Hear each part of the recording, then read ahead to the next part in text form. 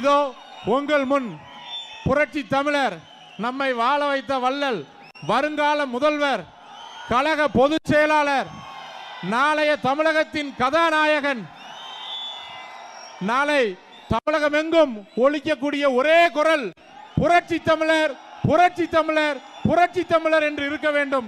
அதற்கு இந்த கடையநல்லூர் சாட்சியாக அமைய வேண்டும் என்று கூறி, கடையநல்லூர் பொதுமக்களின் சார்பாகவும் கழக தொண்டர்கள் சார்பாகவும் இதோ உங்கள் முன் எழுச்சி பேருரையாற்ற இருக்கிறார் நமது கழக பொதுச் செயலாளர் ஐயா எடப்பாடியார் அவர்கள்.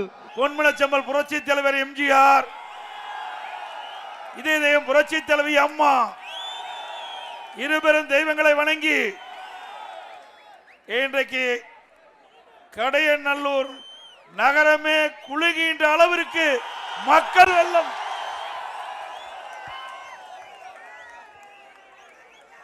எங்கே பார்த்தாலும் மக்கள் வெள்ளம் காண்கின்ற காட்சி.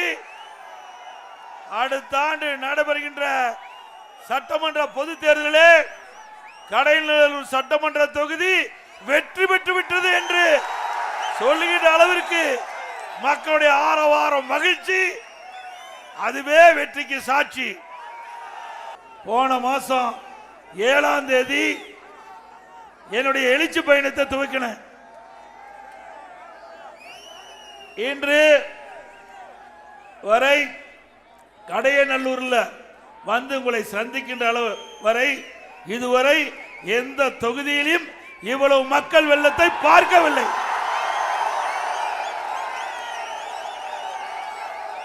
கிராமத்தில் குறிப்பிடுவாங்க, விளையும் பயிர் முளையிலேயே தெரியும் சொல்லி.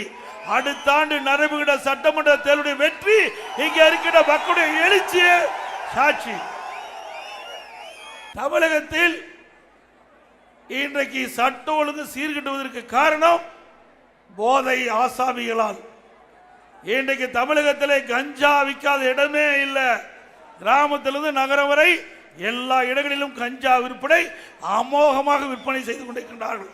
அதை தடுக்க தில்லாத திராணி இல்லாத அரசாங்கம் திரு ஸ்டாலின் மாடல் அரசாங்கம். நான் சட்டமன்றத்திலே பல முறை இந்த போதைப் பொருள் குறித்து பேசினேன். பிரதான எதிர்க்கட்சி தலைவர் என்ற முறையிலே பல முறை ஊடகத்தின் வாயிலாக பேட்டி கொடுக்கின்ற பொழுது இந்த போதைப் பொருள் குறித்து தெளிவாக பேசினேன், தெளிவாக அறிக்கை விட்டேன். அப்பொழுதாவது இன்றைக்கு இருக்கின்ற முதலமைச்சர் இந்த போதைப் பொருளுடைய நிலையை அறிந்து நடவடிக்கை எடுக்கப்பட்டிருந்தால் இன்றைக்கு தமிழகத்திலே கொலை, கொள்ளை, திருட்டு, வழிப்பறிவு, பாலியல் வன்கொடுமை தடுத்து நிறுத்தி இருக்கலாம். ஆனால் இன்றைய முதலமைச்சர் அந்த அளவுக்கு திறமையில்லாத ஒரு முதலமைச்சராக இருக்கின்ற காரணத்தினாலே இன்றைக்கு தமிழக காவல்துறை செயலிழந்து காட்சியளித்துக் கொண்டிருக்கின்றது. இன்றைக்கு திமுக ஆட்சியிலே செயலிழந்து இருப்பதற்கு காரணம் அரசியல் தலையீடு. அதிகார மையங்கள் காவல்துறை ஆட்டி படைத்துக் கொண்டிருக்கின்றன. இப்படிப்பட்ட ஆட்சி தொடர வேண்டுமா? நாட்டு மக்களை பாதுகாக்குவது காவல்துறை. அந்த காவல்துறைக்கே இப்படிப்பட்ட நிலைமை என்றால் மக்களை யார் பாதுகாப்பது? ஆகவே இதையெல்லாம் சாதாரணமாக எடுத்துக்கொள்ள வேண்டாம், நன்றாக நீ புரிந்து கொள்ள வேண்டும். நாடு ஒரு மோசமான நிலைக்கு சென்று கொண்டிருக்கின்றது. இதையெல்லாம் காப்பாற்ற வேண்டும் என்றால் அடுத்த ஆண்டு நடைபெறுகின்ற சட்டமன்ற பொது தேர்தலிலே அனைத்து இந்திய அண்ணா திராவிட முன்னேற்றங்களை தலைமையிலே அமைக்கப்படுகின்ற கூட்டணி வெற்றி பெற்று வர வேண்டும். அண்ணா திமுக இருக்கின்ற பொழுது சட்டத்தின் ஆட்சி நடைபெற்றது. யார் தவறு செய்தாலும் உடனுக்குடன் நடவடிக்கை எடுக்கப்பட்ட அரசு அண்ணா திமுக அரசாங்கம். அப்படிப்பட்ட அரசாங்கம் அன்றைய தினம் செயல்பட்ட காரணத்தினால் சட்ட ஒழுங்கு பாதுகாக்கப்பட்டது, மக்கள் பாதுகாப்பாக வாழ்ந்தார்கள். இன்றைக்கு இந்த போதைப் பொருளை தடுக்க வேண்டும் என்று குறிப்பிட்டால் உடனடியாக காங்கிரஸ் கட்சி சேர்ந்த அதனுடைய தலைவர் திரு செல்வ பெருந்தகை அவர்கள் குறிப்பிடுகிறார். ஏன் குஜராத்தில் விற்கலையா, மற்ற மாநிலத்தில் விற்கலையாங்கிறார். தமிழ்நாட்டை பத்தி பேசுங்க. தமிழ்நாட்டுக்கு தானே செல்வ பெருந்தகை காங்கிரஸ் கட்சியுடைய தலைவராக இருக்காரு. தமிழ்நாட்டு மக்கள் பாதிக்கப்படுறாங்க போதைப் பொருளால. மாணவர்கள், இளைஞர்கள், பொதுமக்கள் போதைக்கு அடிமையாகி சீரழியிட காட்சி தமிழகத்தில் பார்க்கப்படுகிறது. இதை குறிப்பிட்டு பேசினா அவர் மற்ற மாநிலத்தை ஒப்பிட்டு பேசுறார். சரி, மற்ற மாநிலத்தில் நீங்க பேசுவதாக இருந்தால் நாடாளுமன்றத்தில் பேசுங்க. நீங்க தானே எப்பொழுது பார்த்தாலும் இன்றைய முதலமைச்சர் ஸ்டாலின் அவர்களும் திரு காங்கிரஸ் கட்சி சேர்ந்தவர்களும் திமுக கூட்டணியில் அங்கமைக்கின்ற கட்சிகள் நாங்கள் 2024 நாடாளுமன்ற தேர்தலில் 39 இடத்துல வெற்றி பெற்றோம் என்று நீங்கள் பெருமையாக பேசிக் கொண்டிருக்கிறீர்களே, நாடாளுமன்றத்தில் பேசுங்க. அதுக்கு தானே மக்கள் உங்களை வெற்றி பெற்று நாடாளுமன்றத்துக்கு அனுப்புனாங்க. அங்க பேசுறதுக்கு தில்லு திராணி இல்ல. நாடாளுமன்றத்தில் பேசுவதை நாடாளுமன்றத்தில் பேசணும், தமிழ்நாட்டில் பேசுவதை தமிழ்நாட்டில் பேசணும். தமிழ்நாட்டு மக்கள் இருக்கிற பிரச்சனையை நாங்க பேசுறோம். அதை தீர்ப்பதற்கு இந்த முதலமைச்சருக்கு தில்லு திராணி தெம்பு இல்ல. அதுக்கு வக்காலத்து வாங்குறாரு காங்கிரஸ் கட்சி தலைவர். எங்களை பொறுத்த வரைக்கும், அண்ணா திமுக பொறுத்த வரைக்கும் மதத்திற்கும் ஜாதிக்கும் அப்பாற்பட்ட கட்சி. வாசுதேவன் நல்லூர் சட்டமன்ற தொகுதிக்கு உட்பட்ட புளியங்குடி பகுதியில்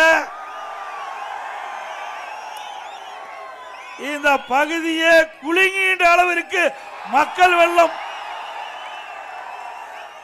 இந்த மக்கள் வெள்ளத்தில் எழுச்சி, ஆரவாரம் உங்கள் முகத்தில் காண்கின்ற மகிழ்ச்சி. இந்த தொகுதி அடுத்த ஆண்டு வெற்றி பெற்று விட்டது அண்ணா திமுக கூட்டணி. இந்த திராவிட முன்னேற்ற கழக அரசு அமைந்த பிறகு 50 மாத காலத்தில் இப்படி ஏழை மக்களுக்காக கொண்டு வந்த சரித்திரம் உண்டா? அத்தனையும் பொய், அத்தனையும் நாடகம். இன்றைக்கு ஸ்டாலினை பொறுத்த வரைக்கும் குடும்பம் தான் முக்கியம். திரு கருணாநிதி, அப்புறம் திரு ஸ்டாலின், அதுக்கு பிறகு உதயநிதி, இப்படித்தான் குடும்பத்திற்கு ஆட்சி அதிகாரத்துக்கு வரணும். நாட்டு மக்களை பற்றி சிந்திக்காத முதலமைச்சர் இன்றைய முதலமைச்சர். வீட்டு மக்களை மட்டும் சிந்திக்கக்கூடிய முதலமைச்சர் திரு ஸ்டாலின். குடும்ப உறுப்பினர்களுக்கு ஆட்சி அதிகாரத்தில் தொடர வேண்டும், அதுதான் ஸ்டாலினுடைய எண்ணம். இப்போ உங்களுடன் ஸ்டாலின் யாரு? உங்களை இப்பதான் இது மாதிரி விளம்பரத்தால் அடிச்சு வீடு வீடா கொண்டாந்து உங்ககிட்ட காட்டி இதுல 46 பிரச்சனை இருக்குதா மக்களுக்கு. இப்பதான் முதலமைச்சருக்கு தெரிஞ்சிருக்குது. நாட்டு மக்கள்கிட்ட 46 பிரச்சனை இருப்பதாக 4 ஆண்டு கும்பகரண போல தூங்கிட்டு அடுத்த ஆண்டு தேர்தல் வருகின்ற பொழுது இந்த 46 பிரச்சனை இருக்குதுன்னு இந்த விளம்பரத்தார் எடுத்துட்டு வீடு வீடா வந்து அதிகாரி வந்து உங்கள்கிட்ட விசாரிச்சு அதை குறிச்சிட்டு போய் சம்பந்தப்பட்ட துறையிட்டு சொல்லி நிவர்த்தி செய்வாங்களாம். இது நடக்குமா? இன்னும் இருக்கிறதே 7 மாசம், 4 ஆண்டு காலம், கிட்டத்தட்ட 50 மாத காலம் இந்த ஆட்சி வந்து உருண்டோடி விட்டது. அப்பெல்லாம் மக்களை பார்க்கல, வீட்டு மக்களை மட்டும் கவனம் செலுத்திக்கிட்டு இருந்த முதலமைச்சர் அடுத்த ஆண்டு தேர்தலை மையமாக கொண்டு மக்களை ஏமாற்றி ஒரு நாடகத்தை அரங்கேற்றிக்கிறாங்க. யாரும் நம்ப வேண்டாம் என்பதை நேரத்தில் தெரிவிக்க விரும்புகிறேன். நான் டெல்டா மாவட்டம் திருவாரூர் இருக்கும்போது திரு சண்முகம் அவர்கள், இந்த கம்யூனிஸ்ட் கட்சி தலைவர் அவர்கள் திருத்துறைப்பூண்டியில் இருந்தார். அங்க டெல்டா மாவட்டத்துக்கு போனீங்க, அப்ப விவசாய குறைகளை கேட்டு இதற்காக போராட்டம் நடத்தது உண்டா? உண்டுங்களா? இல்ல விவசாயிகளுக்காக போராட்டம் நடத்தியிருக்காரா? இந்த ஏழை மக்கள் விலைவாசி உயர்ந்து போச்சு, அதை எதிர்த்து இந்த அரசாங்கத்தை எதிர்த்து போராட்டம் இருக்காரா? இன்றைக்கு விண்ணை முட்டுகின்ற அளவுக்கு விலைவாசி உயர்ந்துட்டு, அரிசி விலை உயர்ந்து போச்சு. அதிமுக அரசு, அதிமுக ஆட்சியில் இருந்ததை விட திமுக ஆட்சியில் சுமார் 40% அரிசி விலை உயர்ந்தாச்சு, பருப்பு விலை உயர்ந்து போச்சு, எண்ணெய் விலை உயர்ந்து போச்சு. இப்படி ஏழை எளிய தாழ்த்தப்பட்ட மக்கள் விலைவாசி உயர்வால் பாதிக்கப்படுறாங்க. அதற்காக இந்த கம்யூனிஸ்ட் தலைவர் போராட்டம் நடத்தியிருக்கிறாரா அரசாங்கத்தை எடுத்து? இன்றைக்கு தூய்மை பணியாளர்கள் சென்னையில் போராட்டம் நடத்திட்டு இருக்காங்க. அதிமுக ஆட்சிக்கின்ற பொழுது பல்வேறு கோரிக்கைகளை வலியுறுத்தி தூய்மை பணியாளர்கள் சென்னையில் போராட்டம் நடத்தினாங்க. அப்பொழுது எதிர்க்கட்சி தலைவராக இந்த ஸ்டாலின் அவர்கள் அந்த போராட்டத்திலே போய் கலந்துக்கிட்டு திமுக ஆட்சிக்கு வந்தோடனே உங்களுடைய கோரிக்கைகள் நிறைவேற்றப்படும் என்று வாக்குறுதி கொடுத்தீங்க. தேர்தல் அறிக்கையிலையும் தூய்மை பணியாளர் கோரிக்கை ஏற்கப்படும் என்று அந்த வாக்குறுதியில் கொடுத்தீங்க. இப்போ அந்த வாக்குறுதியை நிறைவேற்ற வேண்டும் என்று தூய்மை பணியாளர்கள் சென்னை மாநகராட்சியில் போராட்டம் நடத்தி கொண்டிருக்கின்றார்கள். இப்பொழுது அதை ஸ்டாலின் கண்டுகொள்ளவில்லை. ஒருவர் கண்ணீரோடு வலைதளத்தில் அந்த செய்தி வெளியிட்டிருக்கிறாங்க. இப்படிப்பட்ட அரசாங்கம் இருக்கின்றது. இதற்கு ஏதாவது கம்யூனிஸ்ட் கட்சி தலைவர் போராட்டம் நடத்துறாரா? 5 நாட்கள் தூய்மை பணியாளர் சென்னையிலே போராட்டம் நடத்தி கொண்டிருக்கின்றார். நீங்க வேடிக்கை பார்த்துக்கிட்டு இருக்கிறீங்க. கம்யூனிஸ்ட் கட்சி எல்லாம் கழுத தேஞ்சு கட்டர்பான கதையாத்தான் இன்னைக்கு கம்யூனிஸ்ட் இருக்குது. கம்யூனிஸ்ட தேடி தேடி பார்க்க வேண்டியதா ஆகி போச்சு. ஆக திரு கம்யூனிஸ்ட் கட்சி தலைவர்களே, நீங்கள் எண்ணி பார்க்க வேண்டும். நீங்க ஒரு போராட்டத்தில் கலந்துக்கிட்டீங்க. அப்போ பேட்டி கொடுக்கும் போது திமுக ஆட்சியில் 98% அவள் கோரிக்கை நிறைவேற்றப்பட்டதா சொன்னாங்க. அவர்கள் அறிவித்த திமுக அறிவித்த தேர்தல் அறிக்கைகளுக்கு 98% நிறைவேற்றப்பட்டதா சொன்னாங்க. அப்ப கேள்வி கேட்கும் போது எங்க 98% நிறைவேற்றினாங்க அப்படின்னு நீங்களே எடுத்து கேள்வி கேட்டீங்க. அப்படிப்பட்ட கம்யூனிஸ்ட் கட்சி தலைவர், அப்படிப்பட்ட கட்சி தான் திமுக கட்சி, சாரி கம்யூனிஸ்ட் கட்சி என்பதை இந்த நேரத்தில் உணர வேண்டும். அது மட்டுமல்ல, இன்றைக்கு அனைத்து இந்திய அண்ணா திராவிட முன்னேற்ற கழகம் இன்றைக்கு திமுக பற்றி விமர்சனம் செஞ்சா இவர்களுக்கு ஏன் கோவம் வருது? கிராமத்தில் சொல்லுவாங்க, தென்னை மரத்தில் தேல் கொட்டினா பனை மரத்தில் நெறி ஏறுமாங்க. தென்னை மரத்தில் தேல் கொட்டினா பனை மரத்தில் நெறி கட்டுவாங்க. அப்படி திமுக பத்தி அண்ணா திமுக கட்சி சேர்ந்த எதிர்கட்சி தலைவர் பேசுகின்ற பொழுது உங்களுக்கு ஏங்க கோபம் வருது? உங்களுக்கு ஏங்க எரிச்சு போடுறீங்க? திரு கம்யூனிஸ்ட் கட்சி தலைவர்களே, உங்களை திராவிட முன்னேற்ற கழகம் கொஞ்சம் கொஞ்சமா விழுங்கிட்டு இருக்குது. நீங்க சிந்தித்து பார்க்க வேண்டும். உங்களிடத்திலே ஏற்கனவே இருந்த கம்யூனிஸ்ட் கட்சி தலைவர்களாம் மக்களுக்காக பாடுபட்டாங்க. இப்ப இருக்கிற கம்யூனிஸ்ட் கட்சி தலைவர்கள் கூட்டணிக்காக கூவிக்கொண்டிருக்கிறாங்க. இதுதான் நிலைமை. திரு கம்யூனிஸ்ட் கட்சி தலைவர்களுக்கெல்லாம் ஒரு வேண்டுகோள், நீங்க மக்களை பற்றி சிந்திங்கள். மக்களுக்கு என்ன பிரச்சனை என்பதை உணருங்கள். அதை நீங்கள் செயல்படுத்தினால்தான் உங்களை மக்கள் மதிப்பார்கள் என்பதை மட்டும் நீங்கள் எண்ணி பார்க்க வேண்டும் என்று அன்போடு இந்த நேரத்தில் கேட்டு, திராவிட முன்னேற்ற கழகம் ஆட்சி பொறுப்பேற்ற பிறகு 4,38,000 கோடி கடன் வாங்கியிருக்கிறாங்க. 4,38,000 கோடி கடன் வாங்கியிருக்கிறாங்க. இந்த கடன்லாம் நம்ம தலையில தாங்க வந்து விடியுது. எல்லாம் வர்றீங்க, கூட்டத்தை பார்க்குறீங்க, போகிறீங்க. சிந்திச்சு பாருங்க. 4,38,000 கோடி கடனை வாங்கி கடன்காரர் ஆகிட்டார் நம்மளையெல்லாம். இந்த கடனை எப்படி கட்ட வேணும்? வரி போட்டு தான் கட்ட வேணும். வரி யார் மேல போடணும்? உங்க மேலதான் போட்டோம். இப்படிப்பட்ட ஆட்சி தேவையா? 4 ஆண்டுல 4,38,000 கோடி, 2025-26 1,00,000 கோடி கடன் வாங்கினு அறிவிச்சிருக்கிறாங்க. திராவிட முன்னேற்ற கழகம் 5 ஆண்டு காலம் நிறைவு பெறுகின்ற பொழுது 5,38,000 கோடி கடன் வாங்கி தமிழ்நாட்டு மக்களை கடன்காரனாக்குனது தான் திமுக ஆட்சியுடைய சாதனை. இதை கம்யூனிஸ்ட் கட்சி தலைவர் கேட்க வக்கு இல்ல. நம்மளை பத்தி பேசுற ஏப்ப இவ்வளவு கடன் வாங்கி இருக்கிறிய, என்ன திட்டத்தை கொண்டாந்தார்? ஏழை மக்களுக்கு திட்டத்தை கொண்டாந்தாரியா? இல்லது பெரிய திட்டத்தை கொண்டு வந்து அதனால் மக்கள் நன்மை பெற்றிருக்காங்களா? எதுவுமே இல்ல. கடன் அதிகமா வாங்கி இருக்கிறீங்க, திட்டம் எதுவுமே வரல. மக்களுக்கு சந்தேகம். ஆக இந்த ஆட்சி தொடர வேண்டுமா? சங்கரன் கோயில் நகரம் அதிர்ந்து போகின்ற அளவிற்கு மிக எழுச்சியாக மக்கள் வெள்ளம் கடல் போல் காட்சியளிக்கின்றது. ஆகவே இன்றைக்கு மக்களுடைய ஆரவாரம், எழுச்சி, மக்கள் முகத்திலே பார்க்கின்ற பிரகாசமான ஒளி, அதிமுக வெற்றி பெற்று விட்டது. தொகுதியில் இந்த லைவ்ல திரு ஸ்டாலின் பார்த்துக்கிட்டு இருப்பாரு. திரு ஸ்டாலினுடைய கனவு கூட்டணி பலமா இருக்குது. 2 இடத்துல 2026 சட்டமன்ற தேர்தலில் வெற்றி பெற்றலாம் என்று கனவுல மேந்துட்டு இருக்காரு. இந்த சங்கரன் கோயில் இந்த கூட்டத்தை பார்க்கின்ற பொழுது அந்த கனவு நிராசையாகிவிடும். எந்த ஒரு திட்டத்தையும் இந்த தமிழ்நாட்டு மக்களுக்காக கொண்டு வந்த சரித்திரம் கிடையாது. அவர்களை பொறுத்த வரைக்கும் குடும்பம் நல்லா இருக்கணும். குடும்பத்தில் இருக்கிறவங்க கட்சிக்கு பதவிக்கு வரணும். குடும்பத்தில் இருக்கிறவங்க மத்தியில் வந்தாலும் அவர்கள் தான் அதிகாரத்தில் இருக்கணும். மாநிலத்தில் இருந்தாலும் அவர்கள் தான் அதிகாரத்தில் இருக்கணும்.